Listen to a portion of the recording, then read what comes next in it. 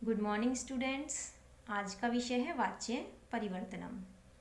वाच्य क्या होता है? वाक्यों के कहने के ढंग को वाच्य कहा जाता है।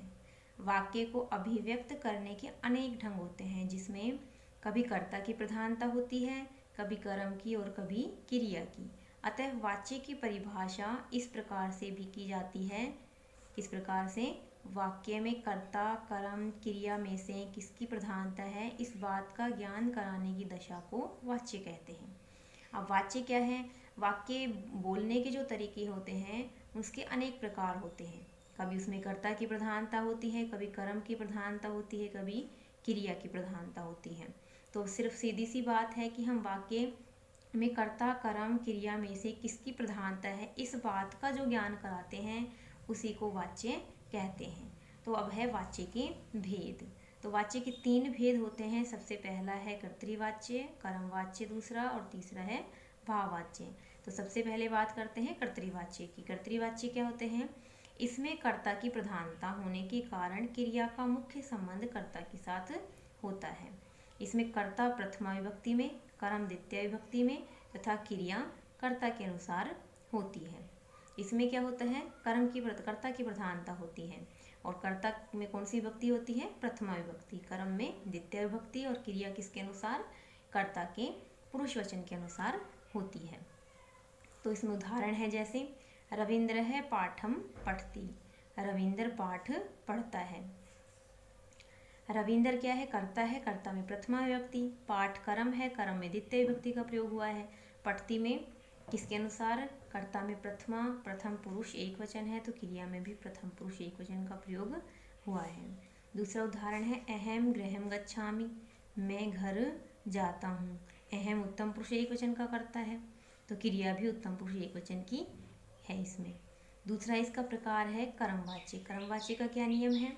इसमें कर्म की प्रधानता होने के कारण क्रिया सदैव कर्म के पुरुष वचन के अनुसार होती है। इसमें कर्म की प्रधानता होती है तो क्रिया भी हमेशा कर्म के पुरुष वचन के अनुसार ही होती है। अब कर्म में जो पुरुष वचन है वही क्रिया में प्रयोग होता है कर्मवाच्य में।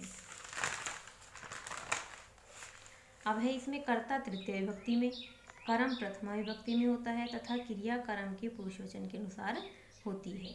जैसे उदाहरण है मया पाठः पठ्यते। मेरे द्वारा, मया मीन्स होता है मेरे द्वारा, तृतीय विभक्ति है। पाठ है, पाठ प्रथमा विभक्ति का प्रयोग हुआ है, विसर्ग लगा हुआ है। पठ्यते पढ़ा जाता है। तो ये था कर्मवाच्य का वाक्य। तो बोलने का तरीका अलग हो गया है, मेरे द्वारा पाठ पढ़ा जाता है।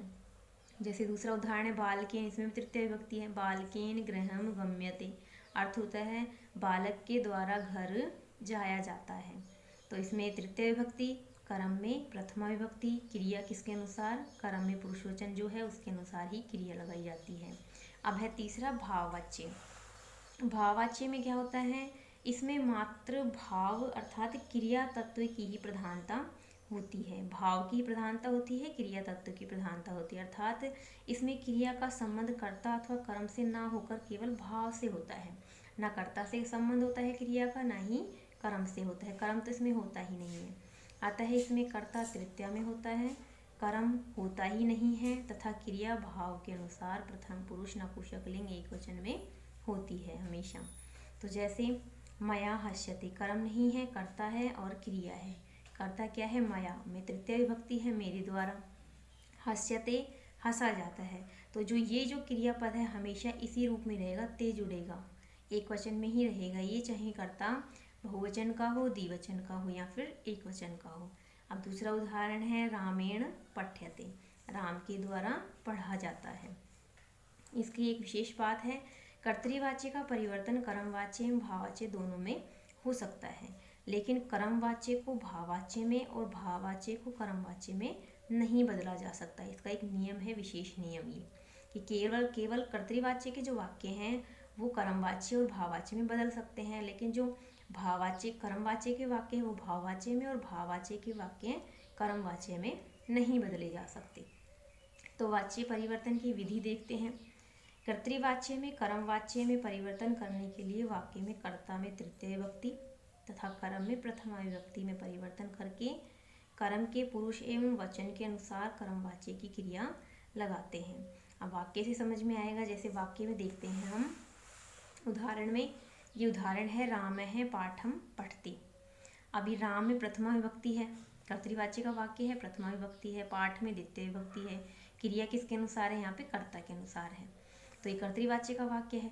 अब इसको बदलना किस में है? कर्मवाच्य में। जब कर्तृवाच्य में प्रथमा विभक्ति एक वचन का है कर्ता, तो इस कर्मवाच्य के जो कर्तृवाच्य का जो कर्ता है, इसमें तृतीय विभक्ति का प्रयोग करना है कर्मवाच्य में बदलने के लिए।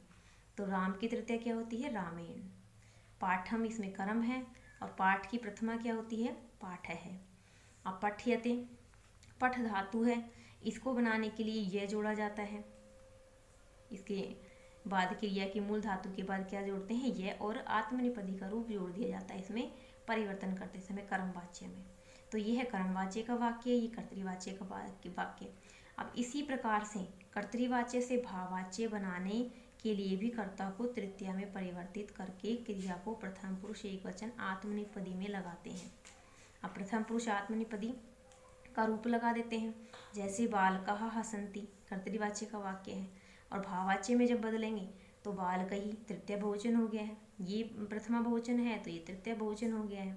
और हसन्ति को किस में बदल दिया? हस्यते में। हमेशा एक वचन की क्रिया लगानी है, ना कि कर्ता के अनुसार। इसमें भाव के अनुसार क्रिया का प्रयोग होता है भाववाच्य में। इसके बाद है उदाहरण कर्तृवाच्य का है, भाववाच्य में बदल रहे हैं। कर्तृवाच्य में क्या है? सह पठति, प्रथमा एक वचन, क्रिया भी प्रथमा एक वचन की। अब तेन, सह की तृतीया क्या होती है? तेन। सह जो शब्द रूप हमने पढ़े थे उनमें ये प्रथमा है और तृतीया होती है तेन। तो तेन पठ्यते भाववाच्य का वाक्य बन गया है। इसके बाद है कर्मवाच्य एवं भाववाच्य की जो क्रिया होती है उनके क्या नियम होते हैं? तो पहला है मूल धातु के बाद यह लगाया जाता है। जो मूल धातु होती है, अभी हमने बताया था पठ, जैसे पठ धातु है, पठ के बाद क्या जोड़ दिया जाता है? जब कर्मवाच्य में वाक्य बनाते हैं तो यह जोड़ दिया जाता है, इसका नियम है ये। जैसे लिख में लिख्य बन गया है, गम में शब्द बन गया है यह जोड़ने से। उसके बाद दूसरा नियम है आत्मनेपदी और प्रश्ननेपदी धातुओं के रूप आत्मनेपदी में ही चलाए जाते हैं, चाहे धातु प्रश्ननेपदी की हो चाहे आत्मनेपदी की हो। रूप हमेशा किस में बनेगा? कर्मवाच्य में आत्मनेपदी का रूप जोड़ा जाएगा। जैसे रटलकार में आत्मनेपदी का रूप क्या होता है? एक वचन, द्विवचन, बहुवचन में और तीनों पुरुषों में क्या होता है? ये ते, एते, अंते ये जोड़ते हैं। मूल धातु के बाद क्या है? यह है, और यह के बाद क्या है? आत्मनेपदी धातु का रूप जुड़ा हुआ है इसमें। तो देखते हैं पठयते, पठयेते, पठयन्ते। ये याद करना पड़ेगा हमें हर वाक्य के लिए। कर्मवाच्य और भाववाच्य में इसका प्रयोग होगा, इसको कंठस्थ करना पड़ेगा रूप को। पठ्यते, पठेते, पठयन्ते, पठ्यसे, पठेथे, पठधवे, पठये, पठ्यावहे, पठ्यामहे। ये इसका रूप है लट्लकार का, आत्मनेपदी का। ये सभी धातुओं में इसका प्रयोग होगा। इसी प्रकार से अन्य धातुओं के रूप भी चलते हैं, और कैसे चलते हैं वो देखते हैं।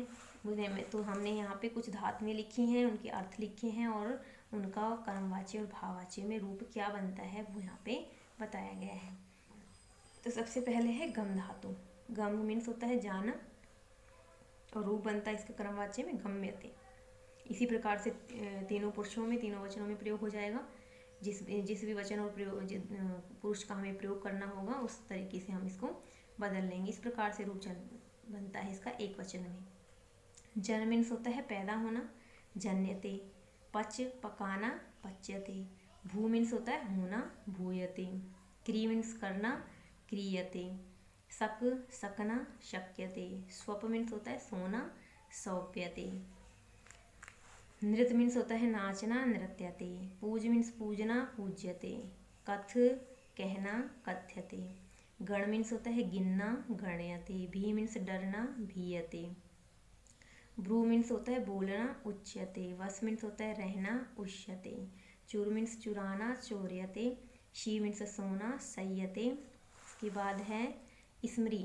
स्मृ मीन्स होता है स्मरण करना, स्मृयते। जागरी मीन्स होता है जागना, जागृयते। दृश्य मीन्स देखना, दृश्यते। ची मीन्स होता है चुनना, चीयते। जी मीन्स जीतना, जीयते। क्री मीन्स खरीदना, क्रियते। श्रु मीन्स होता है सुनना, श्रूयते। दा मीन्स होता है देना, दीयते। पा मीन्स पीना, पीयते। स्था मीन्स बैठना, स्थीयते। नी मीन्स होता है ले जाना, नियते। गा मीन्स होता है गाना, गीयते। और ताड़ मीन्स होता है पीटना, ताड़यते। तो ये है कुछ धातुएं जिनका रूप आत्मनेपदी में, कर्मवाची में, भाववाची में इस प्रकार से बनता है। कुछ परिवर्तन भी होता है जो हमें ध्यान में रखने हैं। इसके बाद है कुछ उदाहरण, किस प्रकार से परिवर्तन होता है। तो ये उदाहरण है कर्तृवाच्य से कर्मवाच्य में बदलने की। तो कर्तृवाच्य का वाक्य है त्वम ग्रंथम पठसी। तो कर्मवाच्य में जब बदलेंगे तो त्वम जो है उसकी तृतीया क्या होती है, शब्द रूप के अनुसार तव्य। तव्य होगी, ये एक वचन है तो एक वचन की क्रिया यहाँ पे, एक वचन का ही रूप यहाँ पे है तृतीया का, तव्या। ग्रंथम द्वितीय विभक्ति का प्रयोग है, ग्रंथ की प्रथमा होती है ग्रंथ है। पठसी, पठ धातु है, पठ धातु हमने लिख ली। और इसमें क्रमवाच्य में जो रूप बनता है क्रिया का वो होता है पठ यते। अब यते कैसे जुड़ा, किसके अनुसार, कर्म के अनुसार। अब कर्म में प्रथमा विभक्ति एक वचन है तो क्रिया इसमें भी प्रथमा विभक्ति एक वचन जोड़ दी है हमने। ऐसे ही उदाहरण है सह, तो इसका अर्थ होता है त्वम ग्रंथम पठसी, तुम ग्रंथ पढ़ते हो। और इसका अर्थ हो गया तव्या ग्रंथ है पठ्यते, तुम्हारे द्वारा ग्रंथ पढ़ा जाता है। तो ये अंतर हो गया इसका बोलने में और परिवर्तन करने में। दूसरा है सह माम पश्यति, इसका हो जाएगा सह की तृतीया होती है तेन, माम की प्रथमा होती है अहम। अब ये शब्द रूप पे डिपेंड करता है, बिना शब्द रूप याद किए हम वाच्य परिवर्तन नहीं कर सकते हैं। हमें विभक्तियों का, वचन का ज्ञान होना बहुत ही आवश्यक है। तो सह मीन्स होता है वह, इसकी तृतीया होती है तेन, माम की प्रथमा होती है अहम। ये इसका नियम है कि जो कर्तृवाच्य से कर्मवाच्य में जब बदलते हैं तो कर्ता में हो जाती है तृतीय विभक्ति, कर्म में प्रथमा विभक्ति और क्रिया किसके अनुसार, कर्म के अनुसार हो जाती है। तो उदाहरण क्या हुआ, तेन अहम दृश्य, किसके अनुसार आया ये आत्मनेपदी का रूप, इस कर्म के अनुसार। ये उत्तम पुरुष एक वचन है तो क्रिया में भी उत्तम पुरुष एक वचन का रूप जोड़ दिया जाता है। तीसरा है इसका उदाहरण अहम गृहम गच्छामि, कर्तृवाच्य का वाक्य है मैं घर जाता हूँ। जब कर्मवाच्य में बदलेंगे तो तृतीय हो जाएगी अहम की मया। गृहम नपुंसकलिंग शब्द है, प्रथमा द्वितीय में समान रूप चलता है। और गम्यते में आत्मनेपदी का रूप किसके अनुसार, गृहम के अनुसार, कर्म के अनुसार क्रिया का रूप होता है। उसके बाद है बालकाः फलानि खादन्ति, तो क्या हो जाएगा, बालकई तृतीया हो जाएगी। ये तृतीया बहुवचन, ये प्रथमा बहुवचन है तो तृतीय बहुवचन क्या हो जाएगा, बालकई फलानि खाद्यन्ते। इस प्रकार से ये थे कर्तृवाच्य से कर्मवाच्य में बदलने के नियम और उदाहरण। इसके बाद है कर्मवाच्य से कर्तृवाच्य में। तो कर्मवाच्य में वाक्य है अस्माभिः गीतम गीयते, इसमें तृतीया बहुवचन है, इसमें प्रथमा एक वचन है और गीयते किसके अनुसार, कर्म के अनुसार। अब बदलेंगे इसको कर्तृवाच्य में, तो ये तृतीया बहुवचन है तो प्रथमा बहुवचन क्या होता है, शब्द रूप के अनुसार वयम। गीतम का समान है, नपुंसकलिंग शब्द है, गीतम ही रहेगा प्रथमा द्वितीया में। और किसके अनुसार क्रिया हो गया, वयम के अनुसार। वयम क्या है, उत्तम पुरुष बहुवचन, तो क्रिया भी उत्तम पुरुष बहुवचन की होगी, किसमें, कर्तृवाच्य में, नियम के अनुसार। इसके बाद है तेन दुग्धम पीयते, तेन में क्या है, तृतीया एक वचन, तो यहाँ पे प्रथमा एक वचन किया है, उसका उल्टा नियम हो गया। यहाँ पे तृतीया है तो प्रथमा करना है, प्रथमा है तो तृतीया करना है। तो तृतीया की प्रथमा होती है सह, दुग्धम, दुग्धम समान है, नपुंसकलिंग शब्द है, पीयते पिबती हो जाएगा कर्तृवाच्य में। तो ये ध्यान रखना है, कर्तृवाच्य और कर्मवाच्य की जो रूप है क्रिया की वो ध्यान रखने हैं हमें इसको बदलने के लिए।